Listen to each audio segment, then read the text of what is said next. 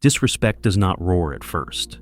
It arrives quietly, a smirk, a tone with hidden poison, a playful dismissal that isn't playful at all. Most people laugh it off. They think ignoring it shows strength. But silence, when born from fear, is not strength.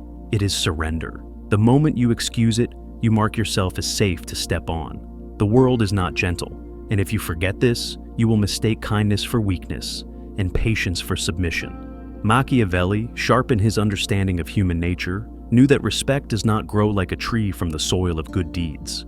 Respect is forged, shaped, and enforced.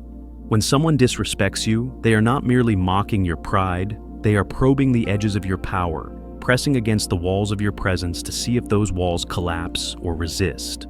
To let it pass is not noble. It is permission granted, and permission, once given, is rarely revoked without cost.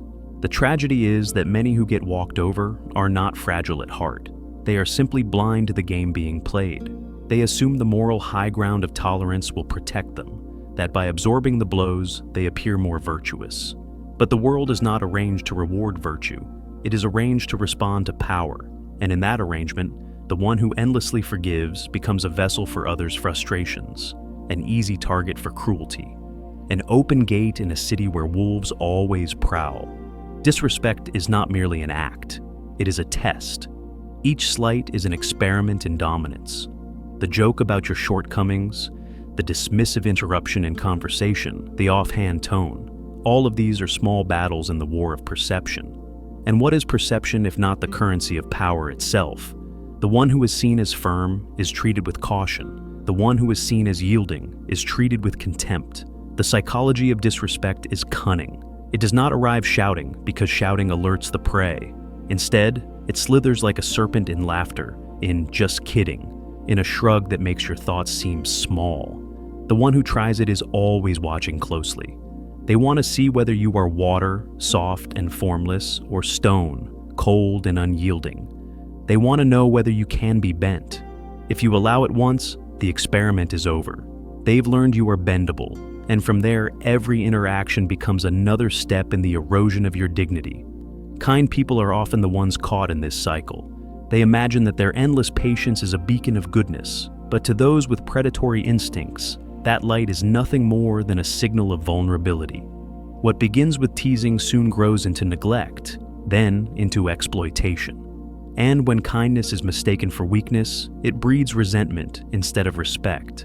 Silence, however, is a weapon, but not the silence of the victim, which smells of hurt and retreat. No, it is the silence of calculation, the silence that unsettles because it is intentional. Imagine, someone hurls a cutting remark, expecting your defense or your nervous laughter. Instead, you stop. You look. You allow the silence to expand like an invisible wall between you. That pause becomes unbearable for them, because within it, they must face their own reflection. People cannot endure silence when they are guilty. It presses on them, forces them to fill the void with apologies, excuses, or a sudden change of tone. This is silence not as absence, but as presence, an atmosphere heavy with implication. In a world addicted to noise, the one who masters silence holds extraordinary power. He becomes unpredictable, unreadable, and in that unpredictability lies fear, not fear of violence, but fear of the unknown. And the unknown is always more dangerous than the seen. Machiavelli taught that it is safer to be feared than to be loved. Not because love is meaningless, but because love without respect is fragile, and fear without hatred is enduring. The one who uses silence strategically breeds a subtle form of fear, the fear of embarrassment, of uncertainty, of standing alone in the echo of their own disrespect. Yet silence is not enough. Silence must be married to consistency. A single act of defiance means nothing if every other time you crumble. Power is not in a moment, it is in repetition. Boundaries enforced without variation become laws written into the fabric of your relationships. Every time you respond firmly, you strengthen the wall. Every time you make an exception, you carve a crack into it. Human beings, like water, always seek the cracks. If your standards bend once, they will bend again, and soon you are drowned. But if every test is met with the same cold certainty, then people learn quickly that your boundaries are not preferences but principles, and principles are not negotiable. This is the reason some are treated as leaders without titles, while others are dismissed despite their accomplishments.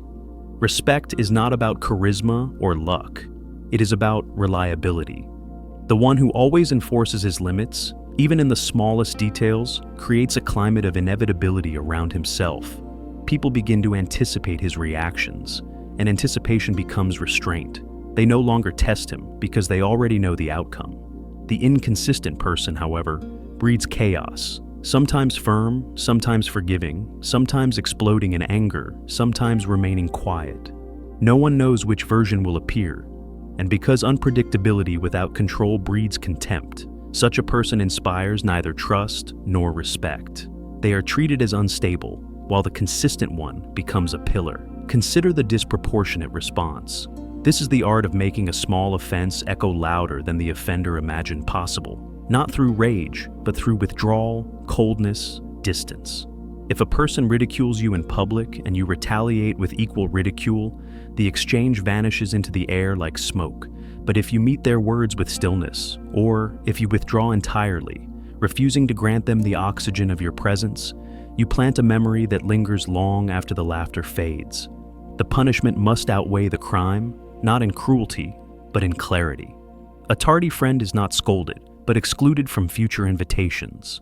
A dismissive colleague is not argued with, but denied collaboration. A family member who sneers at your choices is not fought, but quietly removed from your confidences. The consequence must echo louder than the insult, so that the next attempt is measured not against your patience, but against the memory of the last cost they paid. The aura you carry, the reputation that precedes you, is the silent army that fights in every room before you arrive. Your image must be crafted with care, not aggression, not bravado, but an intensity that suggests weight. The way you walk, the way you speak, the way you remain calm when others rage. These become the brushstrokes painting you as untouchable. The wise do not announce their standards, they embody them. Machiavelli observed that men see what you appear to be, though few touch what you truly are.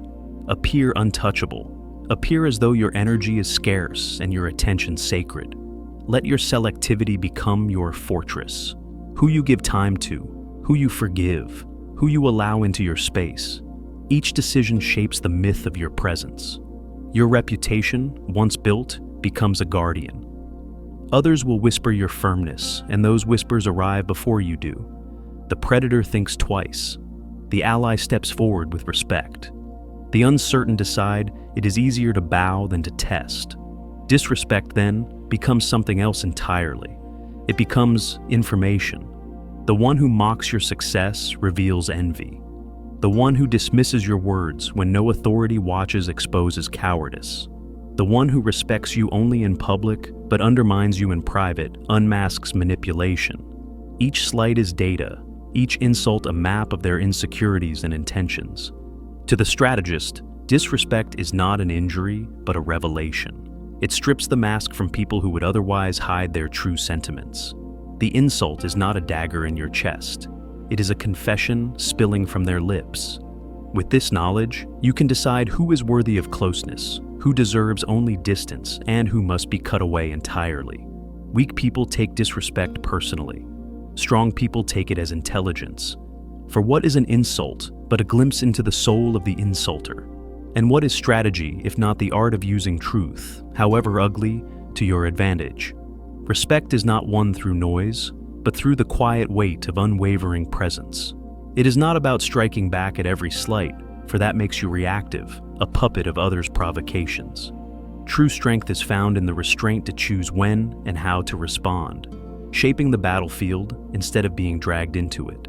When you respond with calm certainty, without the tremors of wounded pride, you elevate yourself beyond the petty games of others.